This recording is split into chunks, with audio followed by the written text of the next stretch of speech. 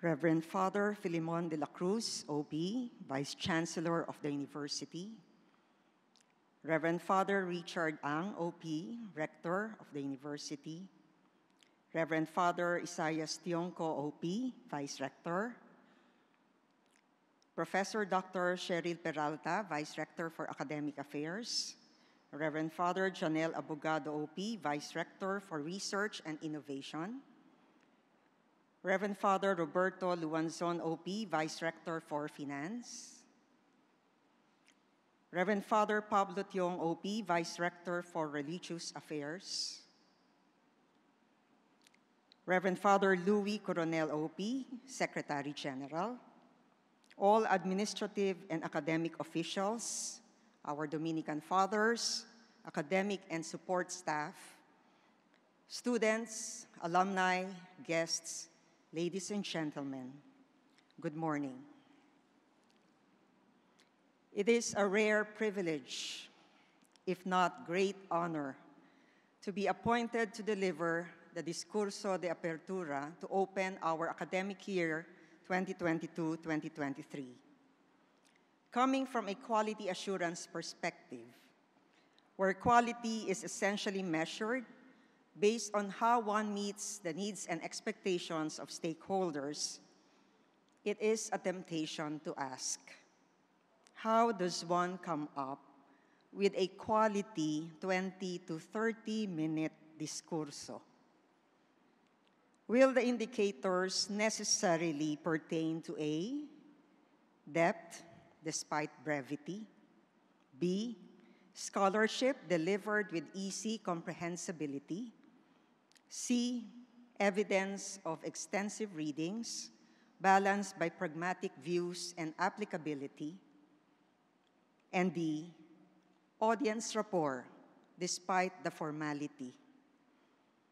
In the absence of an existing and explicit rubric through which to assess a discurso, allow me to proceed by merely relying on the age-old latitude provided by academic freedom, hopeful that you will extend generosity by way of your usual sense of patience or even charity.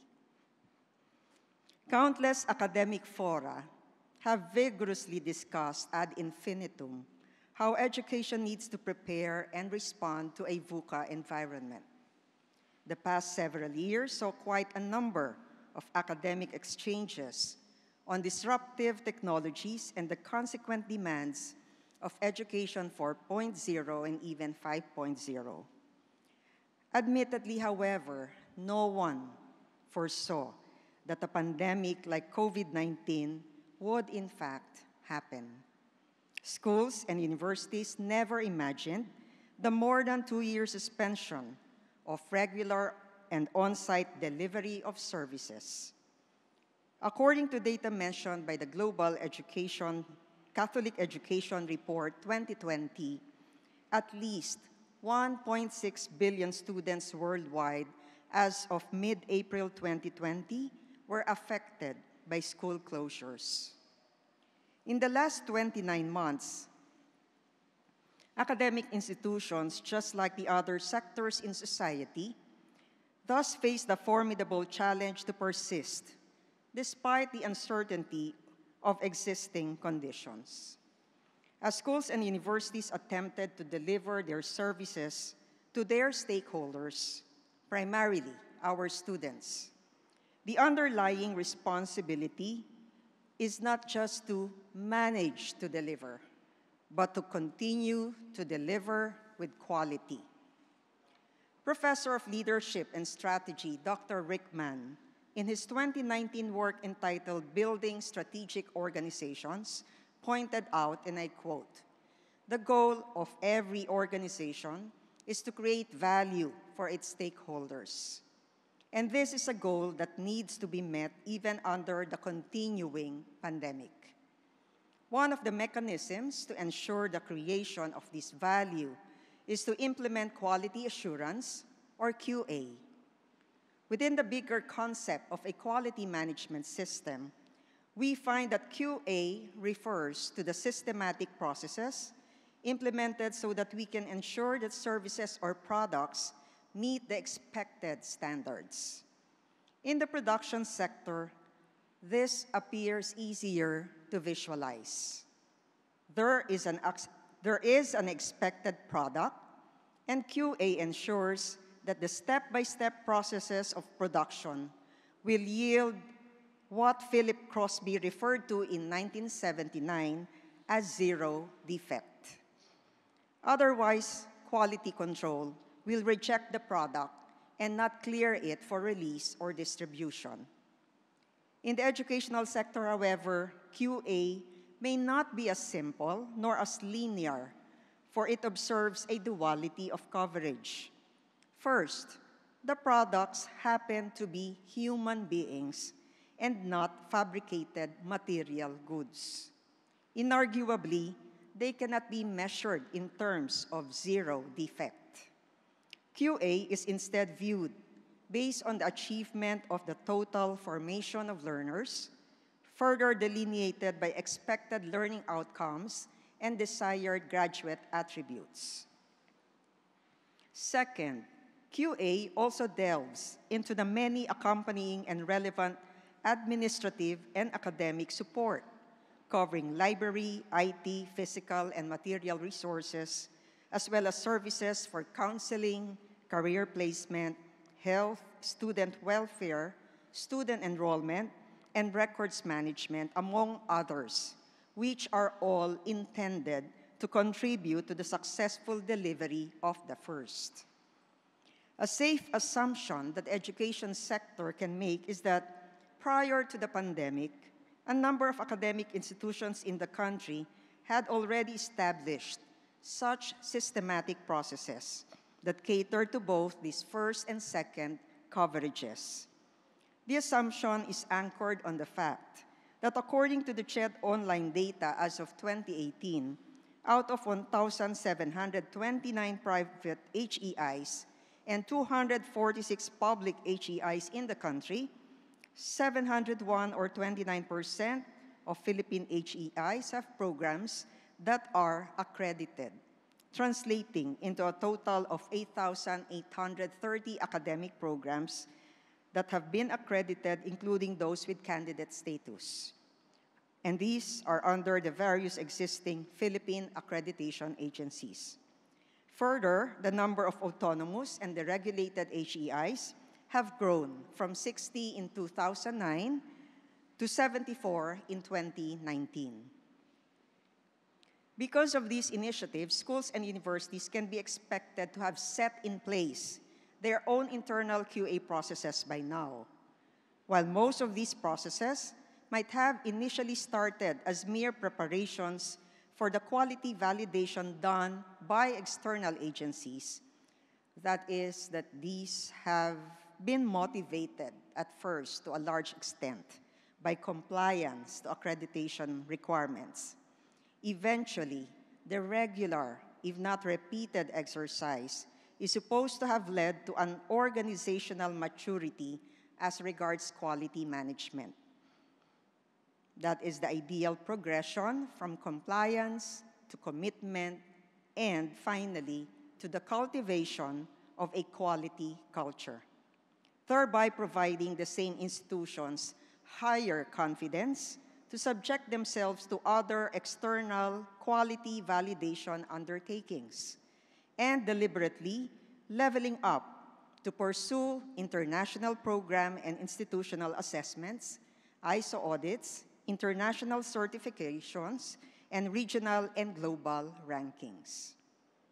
Hence, in a wider and long-term perspective, QA practices conceivably become both systematic and systemic and become reinforced because of a genuinely cultivated habit for continuous quality improvement, such as that which observes the implementation of Deming's so-called plan, do, check, and act framework.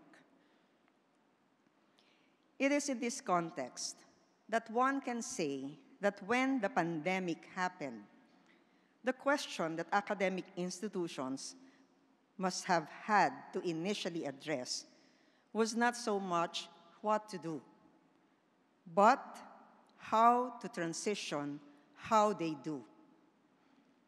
Allow me to illustrate.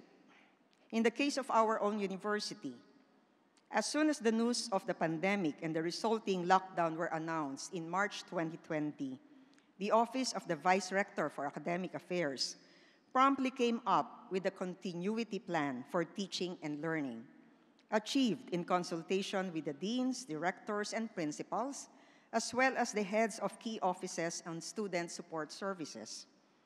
As the greater challenges of the pandemic unfolded, the Father Rector created a UST task force in April 2020 with a clear mandate: address the here and now and prepare for what is to be.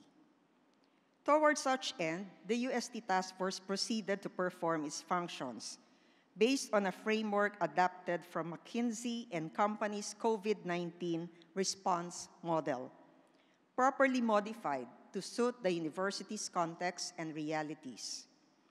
After 3 months of marathon meetings and consultations with university central and support offices, leading to recommendations submitted to the Office of the Rector, upon whose approval such recommendations were later disseminated by the Office of the Secretary General, the UST Task Force was able to declare itself irrelevant, an assessment which should be viewed in a good way. It was a good performance indicator that after 3 months on the part of the university, because it meant that top, mid-level, and support management offices by then were able to begin to regain their foothold, transition key services and procedures, and carry out their functions to serve their various stakeholders in whatever ways possible at the time. The university served as a model for many other Philippine HEIs, silently observed and trailed for both its coping and innovative practices, as these were trialed and tested vis-a-vis its considerably large population and the consequent complexity factors. It is worthy to note that the resilience and adaptability that the university displayed during the last 5 pandemic-stricken academic terms can only proceed from an organization with an already established quality management system and operational quality assurance processes, which admittedly are not perfect, but which evidently are able to function amidst crisis and challenges. Allow me to revert to that important term often uttered nowadays, resilience, which may be defined as the process and outcome of successfully adapting to difficult or challenging life experiences, positive adaptation despite experiencing adversity,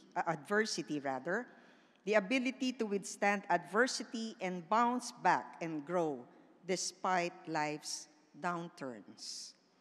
While the foregoing sample definitions of resiliency taken from online psychology and health journals refer to persons as individuals, these also apply to organizations, including educational institutions.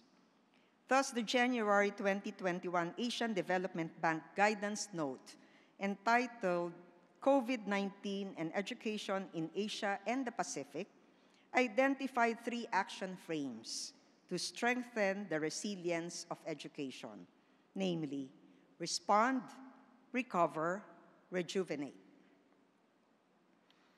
Allow me to introduce, however, my own version, one that I would like to describe as the 3 C's of resiliency: cope, control, construct. The COVID-19 pandemic is but one contributor to the volatility and complexity of our present world. We can, of course, add climate change, global integration, disruptive technologies, and social and political movements as we see happening now, that incontrovertibly have worldwide impact.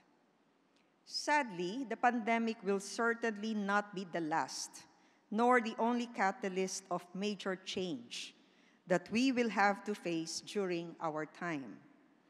Accordingly, most quality assurance frameworks consistently highlight change and risk management and the role of leadership and culture in managing them as vital ingredients for organizational resiliency in moving forward.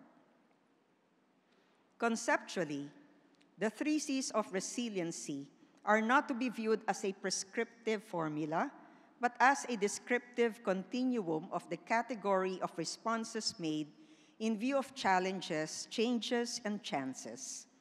These are partly inferred from available literature and from the direct and vicarious experiences of schools and universities in recent times.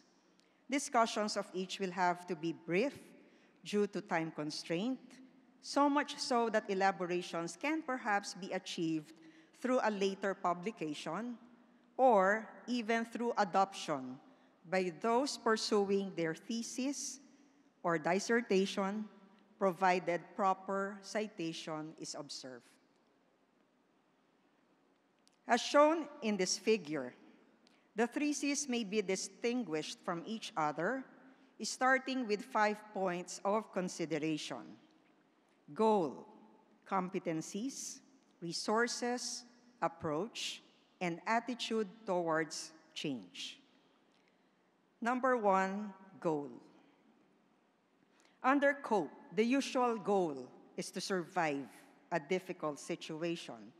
It is how preliminarily educational institutions grope their way through the unexpected, even as they remain determined to persist. Using our local expression, maitawid lang muna. Gradually, survival can advance to aiming for more control, having a clearer sense of the situation and the ensuing concerns and issues, thus being able to come up with and execute better planned courses of action. The goal is to achieve better organization and delivery and more efficient and effective management. From mere control, an educational institution can seek to construct by pursuing what John Kotter et al. In the work Change, how organizations achieve hard-to-imagine results in uncertain and volatile times, mentioned as the ability to lead, not just manage, or as popularly referred to today, more than to survive, to thrive. To thrive is to show growth and development by adopting opportunity-seeking behaviors and overcoming the usual or our usual hardwired nature to merely survive. To illustrate, we can look back at how under COPE, schools and universities tried to survive the first few months of the pandemic, experimenting with various off-site means to deliver instruction. We had free online meeting platforms, emails and social media, smartphone apps, courier-arranged or personally delivered printed materials, if only to reach out to those without good internet connectivity, in order to ensure at the time that the academic year would still be completed. In the succeeding year, control came as several were able to subscribe to or establish learning management systems. UST fortified its use of Blackboard as an LMS.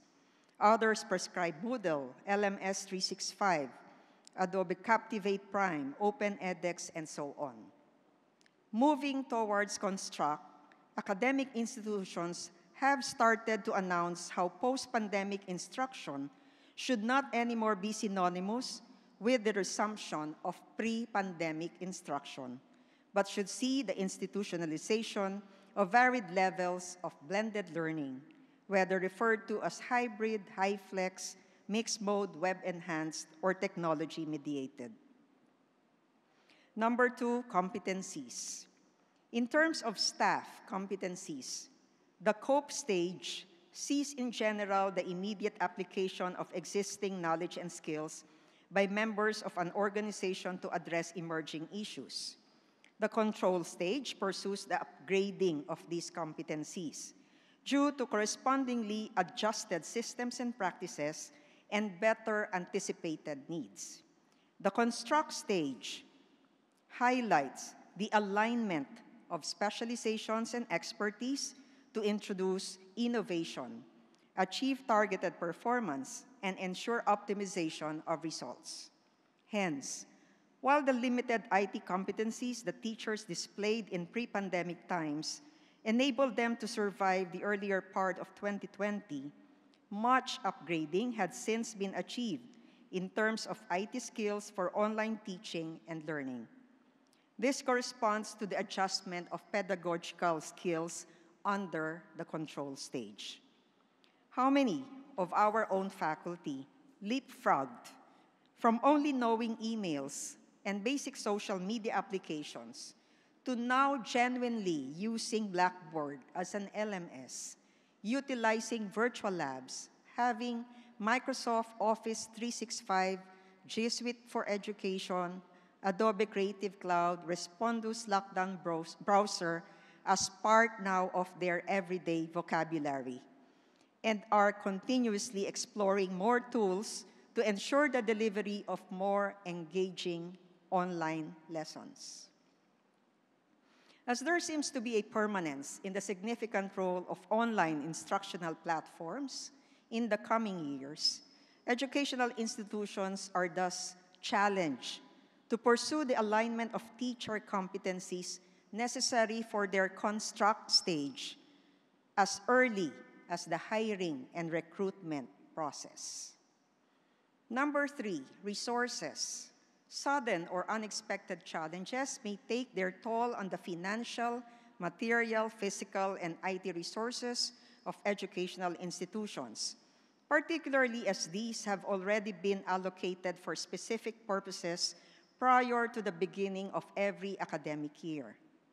While coping, these resources may thus prove to be limited if not fixed, either due to the budgeted amount or due to policy restrictions that prevent realignment, reallocation, or redirection of funds in the middle of an academic year.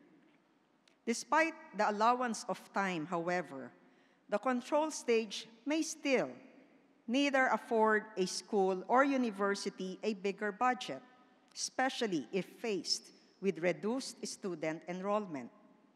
However, due to needs already previously realized and identified, prioritization in terms of capital and operational expenses can instead be carried out.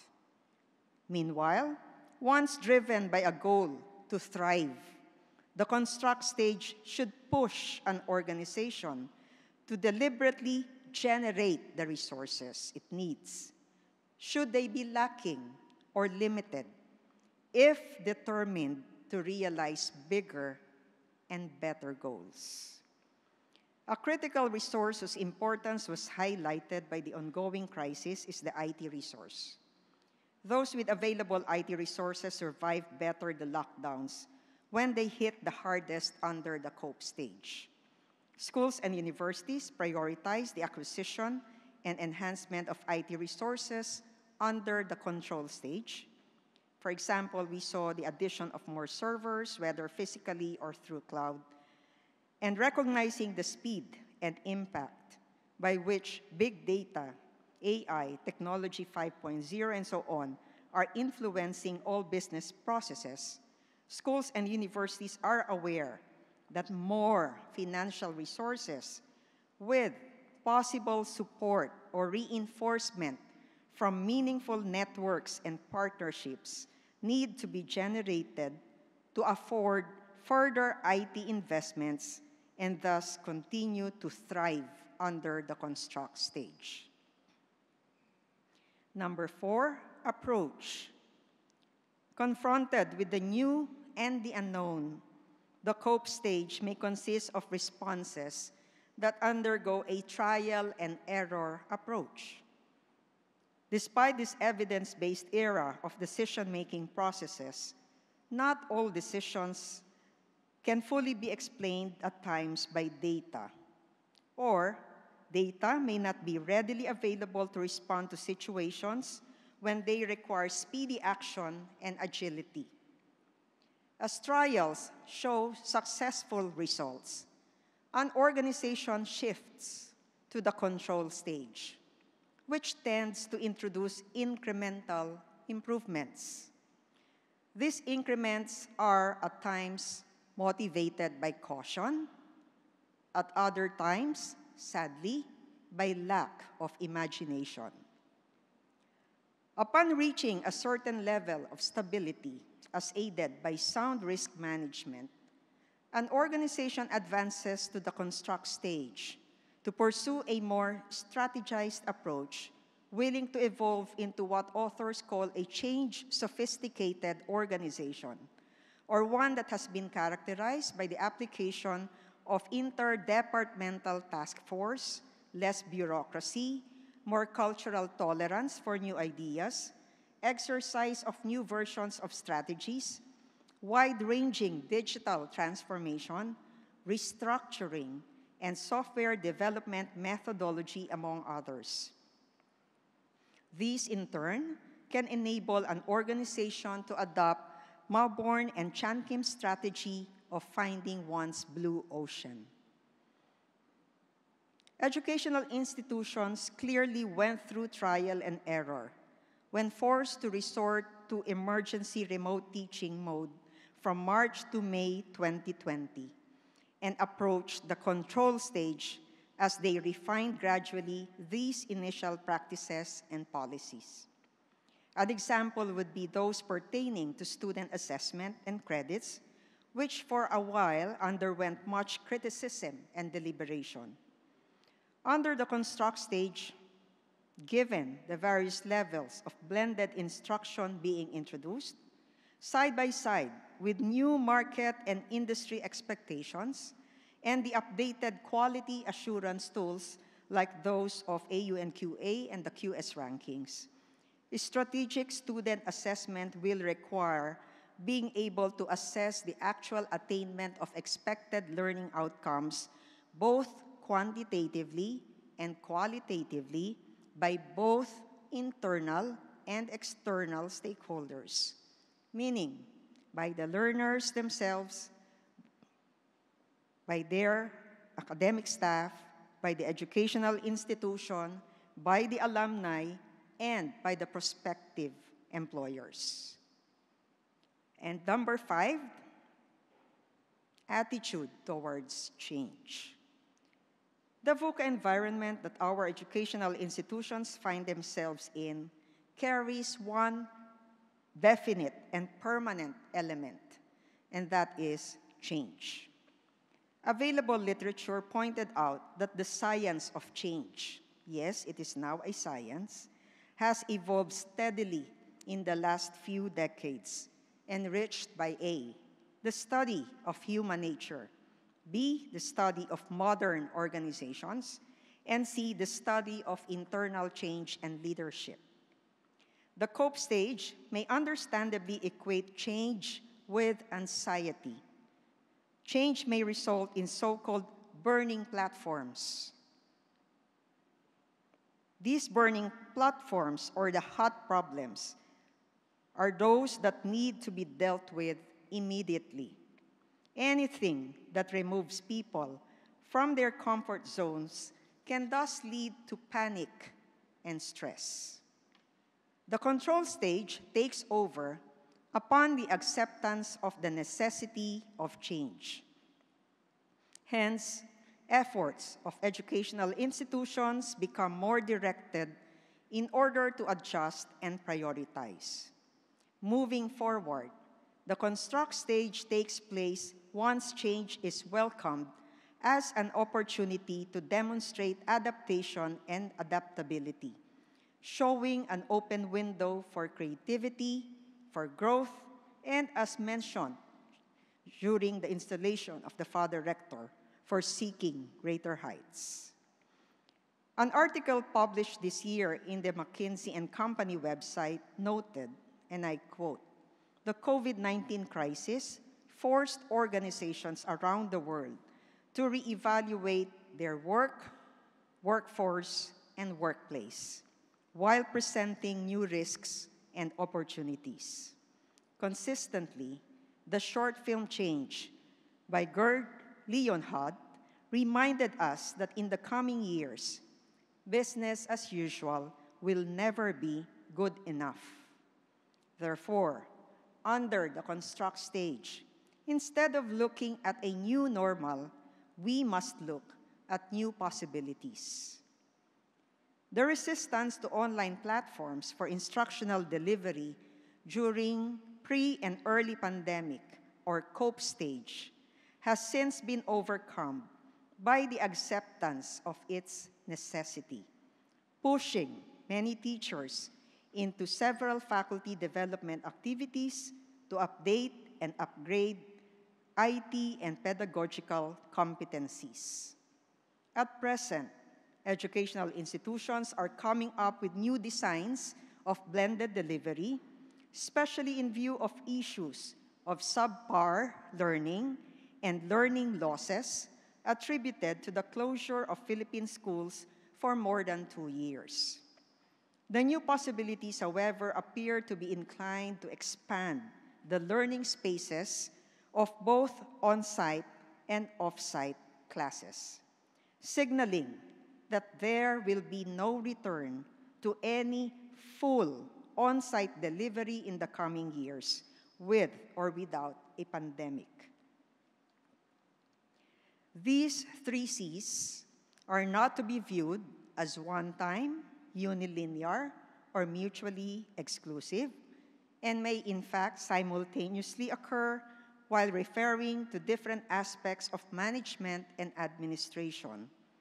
Being aware of them may contribute to improving our AQ, or adversity quotient, as we are able to understand the phases that we go through as individuals and as an institution, and how these relate with the Plan, Do, Check, Act framework of our university quality assurance.